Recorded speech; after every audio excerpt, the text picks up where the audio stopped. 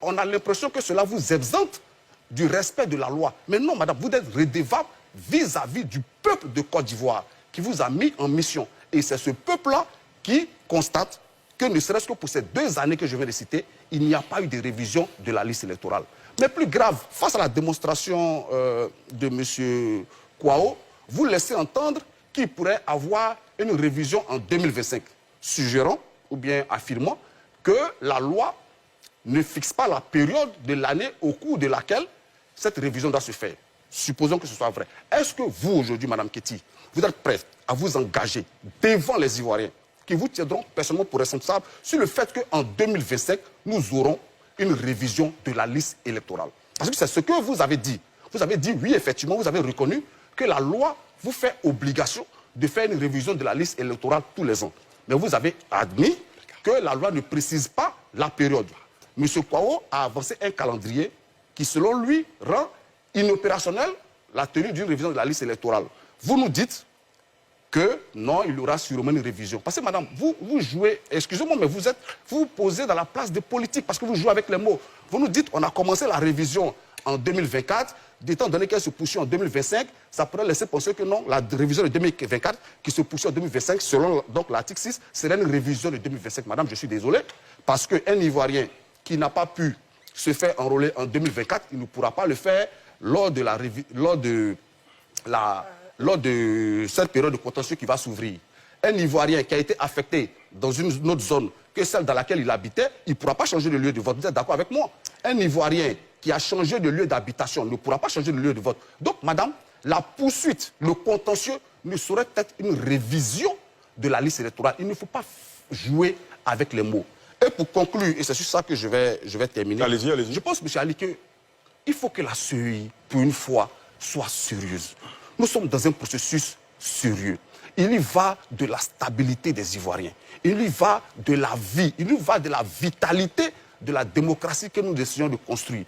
Mais nous constatons que la CEI, qui devait être un partenaire de tous les acteurs participant au processus, se conduit de manière cavalière, en dépit du fait que tous les participatifs de l'opposition lui font comprendre qu'une non-révision de la liste électorale en 2025 serait chaotique pour le processus et ne respecterait pas le code électoral. La CEI s'entête contre le processus et de concert avec le pouvoir. Et je vais terminer même sur la forme.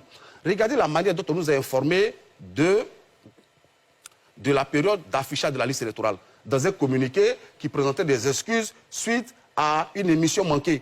Et dans un paragraphe lapidaire, quelque part dans ce communiqué-là, on nous informe que la révision débuterait le 17. Je pense que même dans la forme, c'est un mépris du peuple de Côte d'Ivoire. Et nous, au PPACI, nous disons que la CEI elle-même et tous les acteurs qui la composent engagent leurs responsabilités vis-à-vis des Ivoiriens quant aux conséquences qui pourraient advenir de leur volonté manifeste de ne pas respecter et le code électoral et le peuple de Côte d'Ivoire.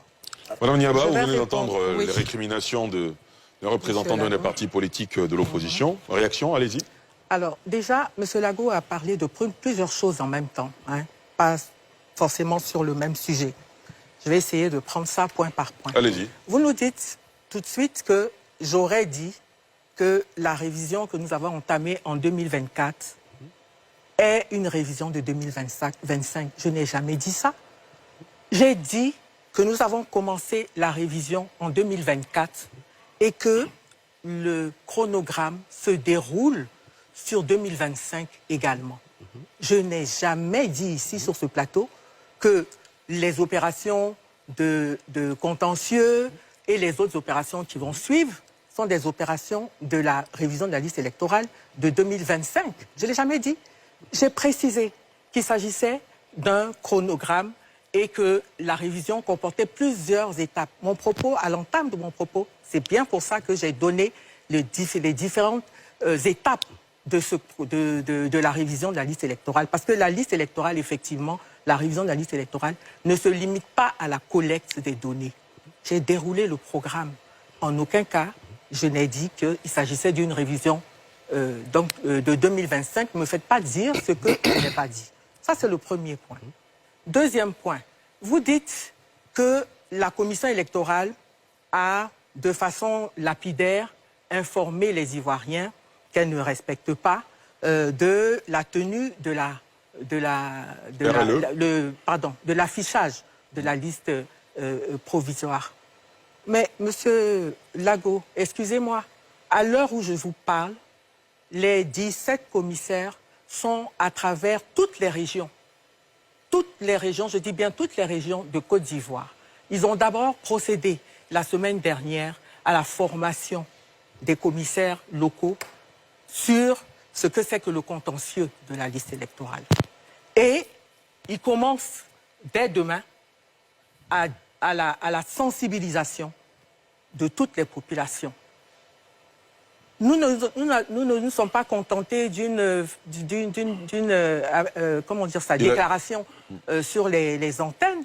Non, mes collègues, normalement, ce soir, j'aurais dû être, moi, dans ma zone de supervision. Gagnois, j'ai 5 départements. Gagnois, Oumé, Divo, Lakota, Guitry.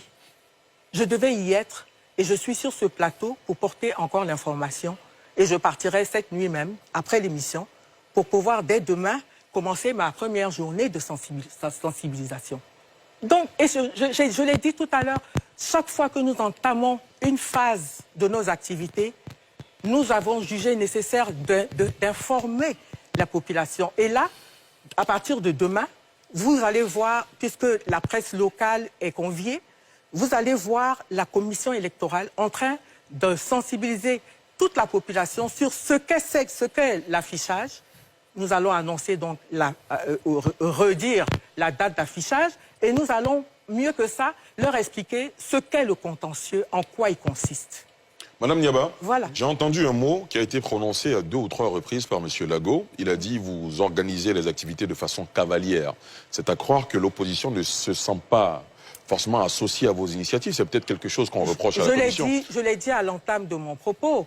J'ai dit que le calendrier que nous sommes en train de dérouler actuellement, c'est de commun accord avec les partis politiques que nous l'avons arrêté.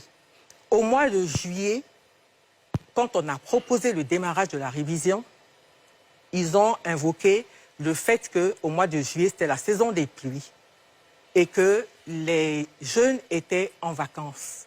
C'est, comme on dit, c'est un partenariat que nous avons.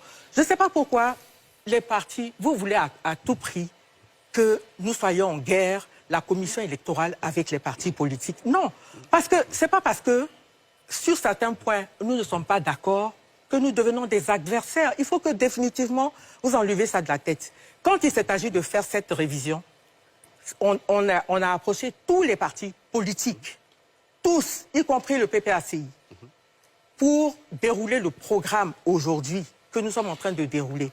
Et c'est sur cette proposition des partis que nous avons repoussé le mois de juillet au mois de septembre. Au mois de septembre, ils nous ont dit non, c'est la rentrée scolaire, les gens ont d'autres préoccupations que de faire la révision de la liste électorale. Est-ce qu'on met ça au mois d'octobre? Et nous avons remis ça au mois d'octobre, avec l'accord des partis, parce que nous étions prêts pour faire la révision au mois de juillet.